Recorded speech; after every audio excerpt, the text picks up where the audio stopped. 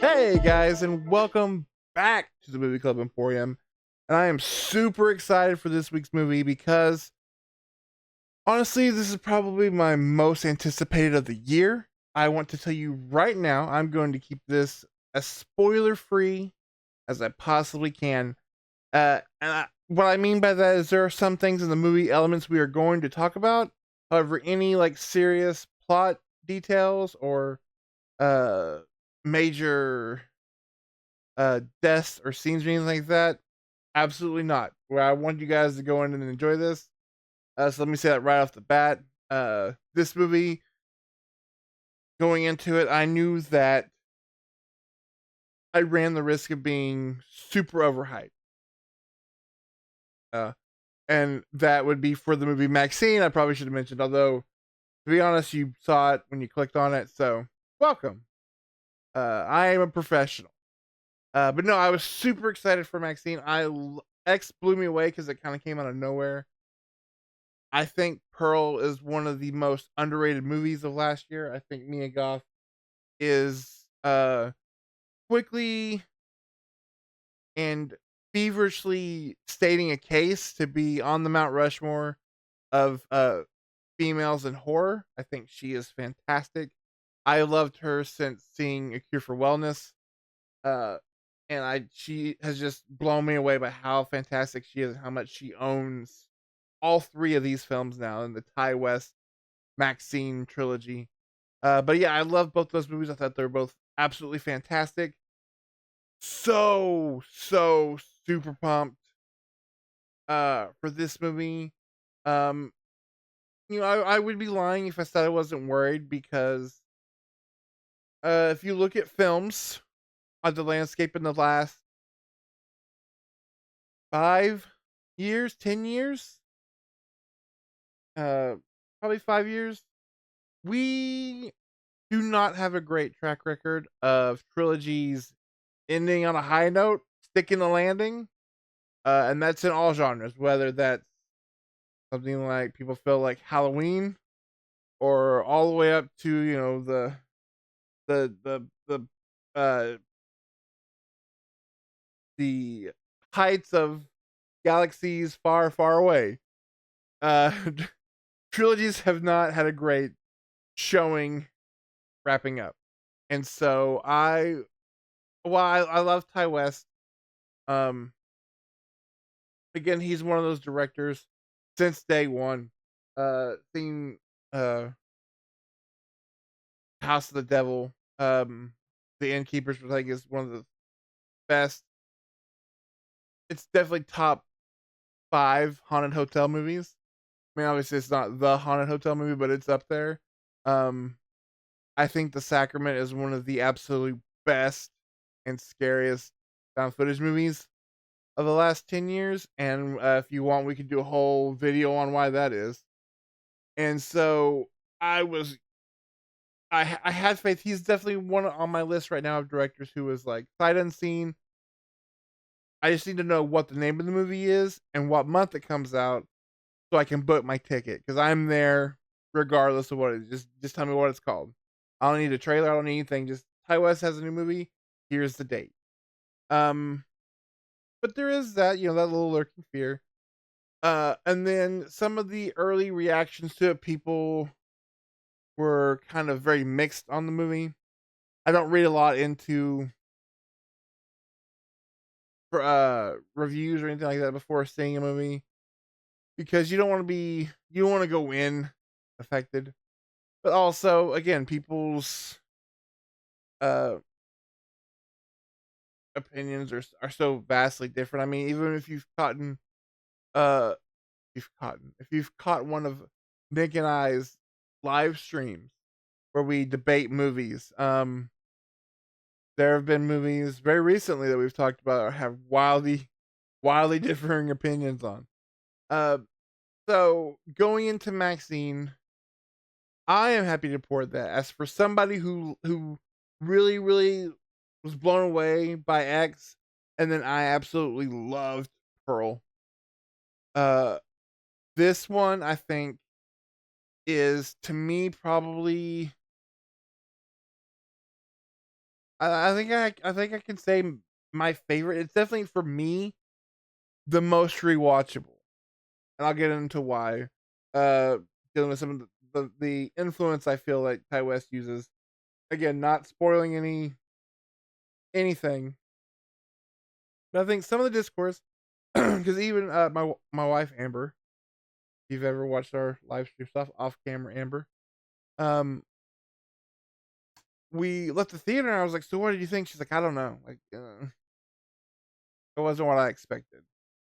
And so just what I going off of her reaction, some of the stuff I've seen, I feel like some people were going into this movie looking for X but bigger.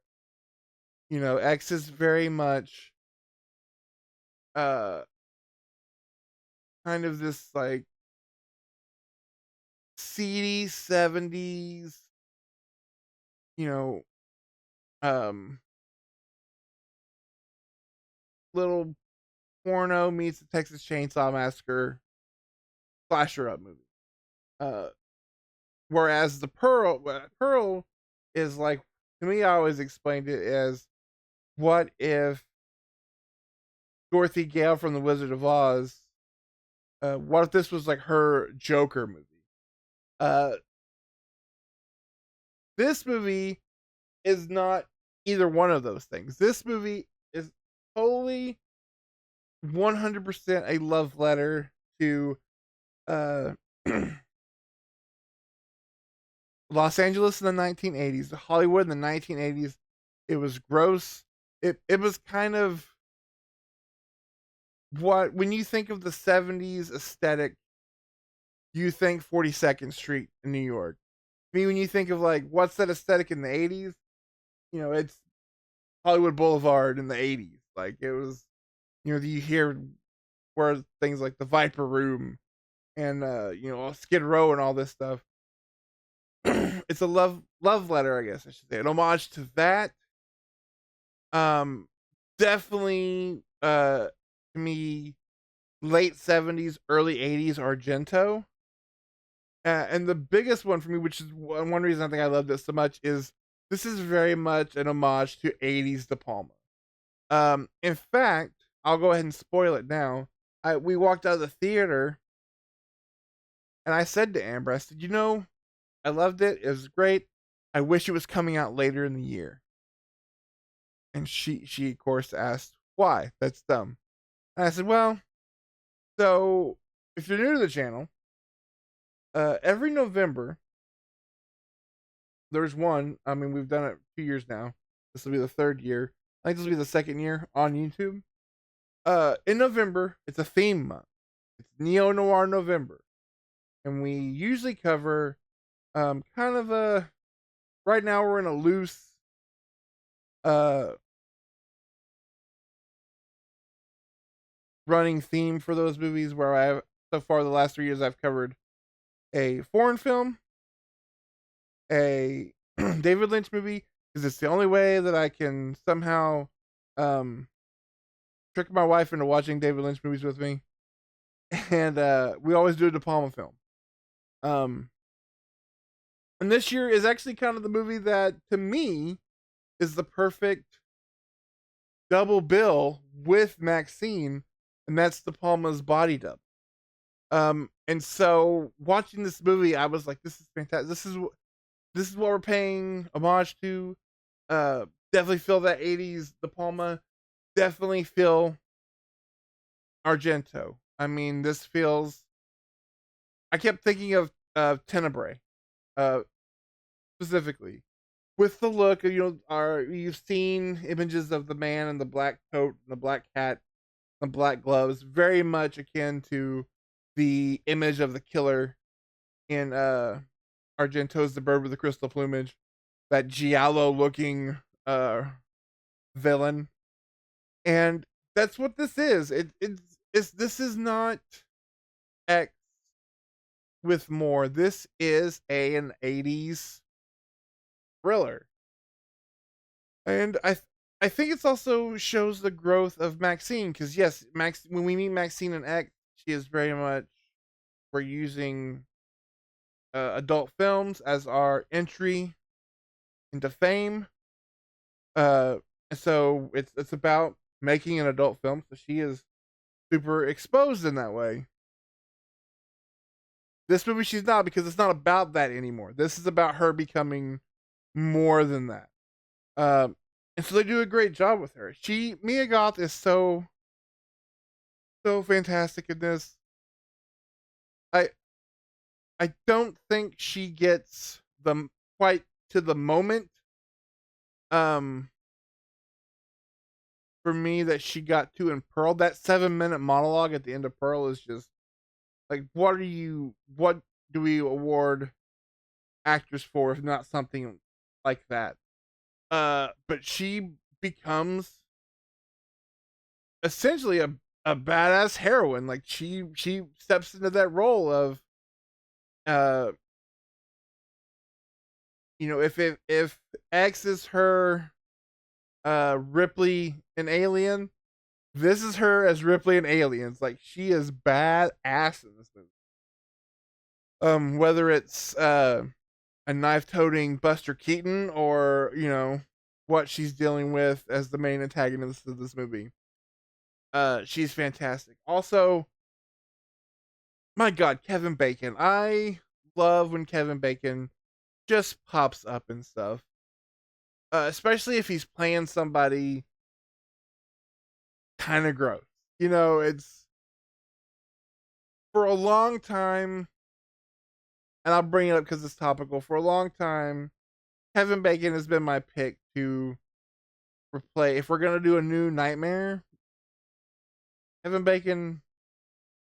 For a long time it was Kevin Bacon should be Freddy. Like, he has it. He's just whether it's him and Hollow Man, his brief but memorable appearance in something like Wild Things. Like, I love kind of icky Kevin Bacon. And he is great in this as this gross private detective.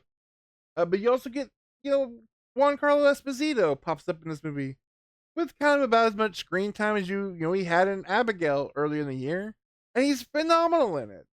The actor who plays the young Rock, one of the young Rocks in that Young Rock TV show I never watched, but I recognize him because he kind of looks like 1990s Dwayne Johnson. He pops up for a brief moment. Halsey's fantastic. Um, the actress, I'm afraid I do not remember her name, who plays the director of the horror movie that um Maxxxine is getting into. That's the other thing too, is watching a lot of horror movies. We're not only referencing um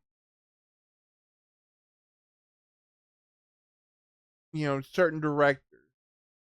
There's a lot of very famous uh actor. I mean, when you think, there's a scene in this movie uh where we actually see a piece of footage from it.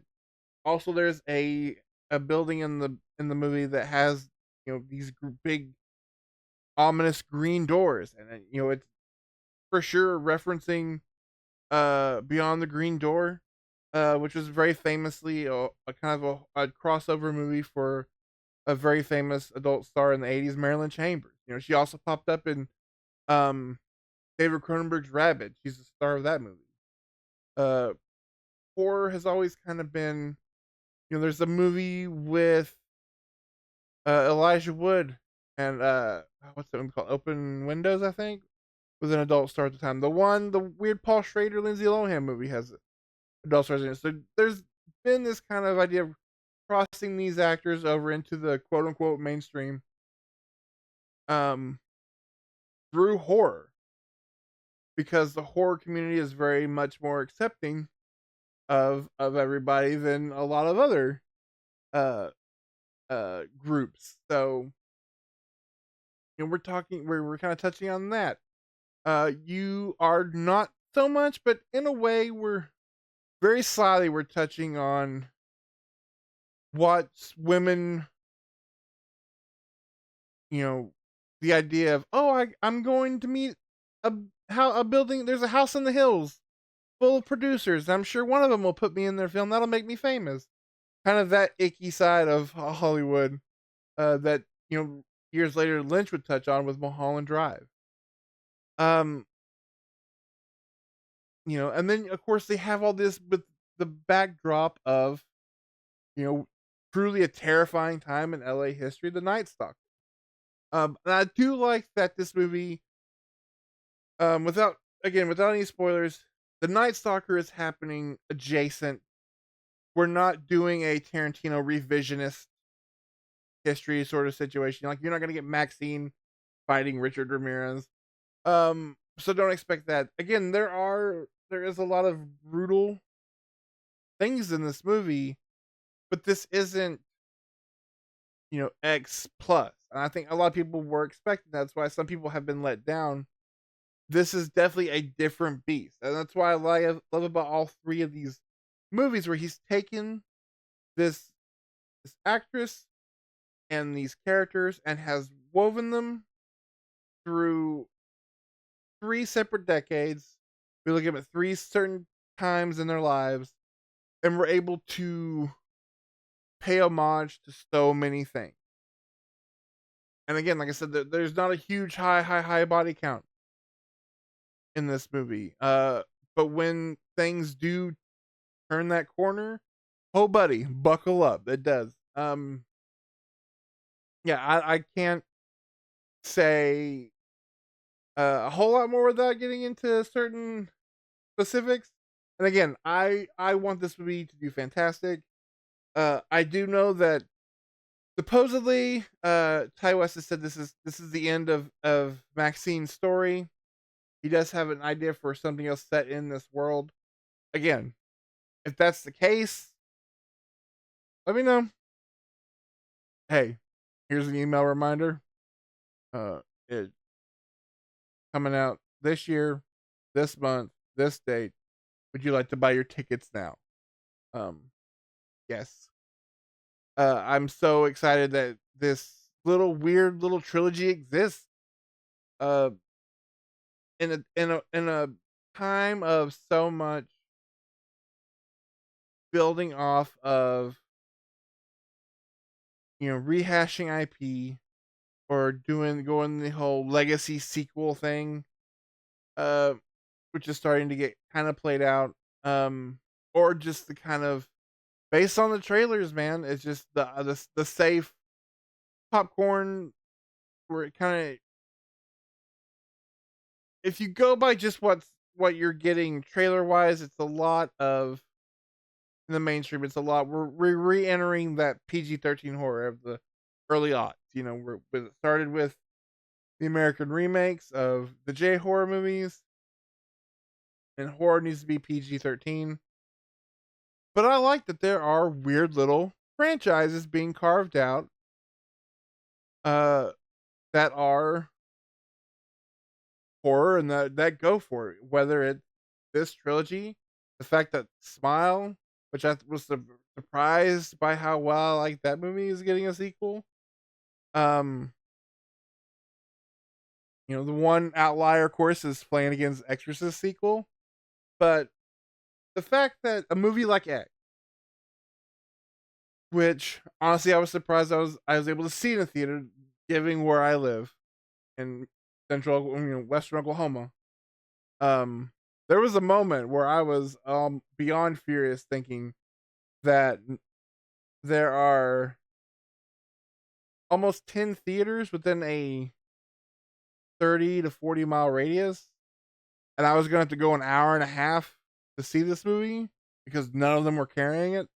But to be able to see X in the theater and then be shocked that my little theater here in our town that has 4 screens, and usually you get the kids movie and you get whatever Angel Studios is putting out and whatever the big movie is, and then whatever got Pearl. Uh, to see this in the theaters, this fun And that's the most important thing about this trilogy, these movies, is they're fun.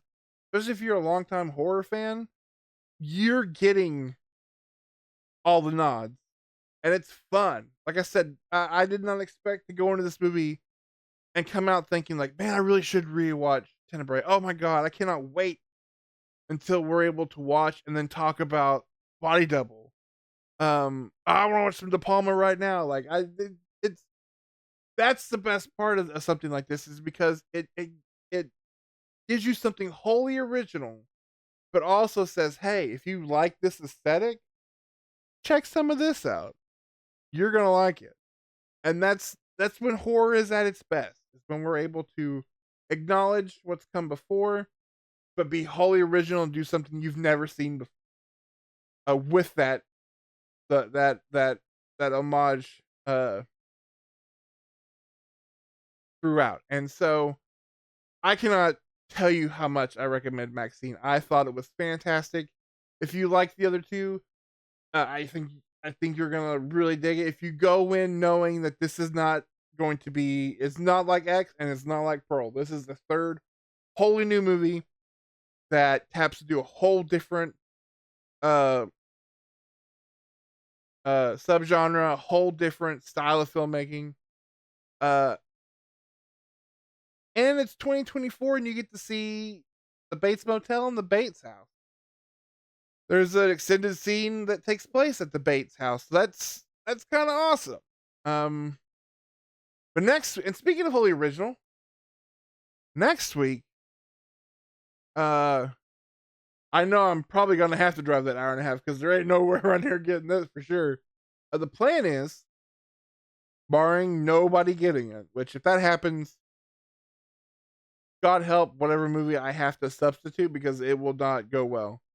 Uh, Next week's I planned review, we're gonna be talking about the new Oz Perkins movie, Long Legs, which um is a movie that I'm super excited to be scared to death by, and I'm hoping we live up to that hype. Uh, so join me next week for that. Make sure you're here every week. Every Sunday, there's a brand new video, brand new review. Uh, Once a month over at our Twitch channel. I don't know why I'm pointing off screen. It's over there, behind the coat, behind the coat. Over on our Twitch channel, twitch.tv/Movie-Club Emporium. Nick and I do monthly live stream. Last weekend we did our Roger Corman stream. It'll be up on the channel here on the playlist in probably a couple of weeks. But if you want those, you want to see those live streams as fresh as you can, hot out the oven, Twitch is the place to do it. We reviewed 6 Roger Corman movies throughout his entire, like, almost 70-year career. We picked 6 random movies all the way throughout his filmography, reviewed them, had an absolute blast, talked about some wild uh movies, and just kind of sang the praises of the king of the drive-in. And so it was a lot of fun. This month in July, we're doing Animals from Hell. That was actually based on an idea from a commenter on our last video. Said, hey, you should do a Blank from Hell live stream. I'd like to see that. And now we're doing it. So not only are we giving you a new review every week, are we giving you fun multiple hour live streams every month, but we want to know what you guys want to talk about. That's what we are. We're a community that loves talking movies. So the best way to get your voice heard, here comes the plug. You gotta like, you gotta subscribe, you gotta comment down below. Click that little notify bell every Sunday. That way you get the little ring a ding ding. Oh, there's a new video. I wonder if they're talking about what I want to talk about. And if not, I'll drop it in the comments and let's see if we can make that happen. So again, thank you guys for checking out this review of Maxxxine. I promise I've done my absolute best and bitten my tongue so many times to not go into spoilers. Join me next week for what I hope will be Long Legs, and then Join us later in the month for our live stream over Animals from Hell. Again, thank you to that viewer who commented that idea. And join us back each week because July we're doing new movies. August is back to school. It's a theme month. Uh, no, August is summer. Our life is. I'm mixing the two up. Our life is back to school. Next month's theme is it's summer blockbuster, summer block party, and we're doing an Italian vacation. So stay tuned for that. Stay tuned, and I thank you guys for watching, and we will see you guys next time. Bye.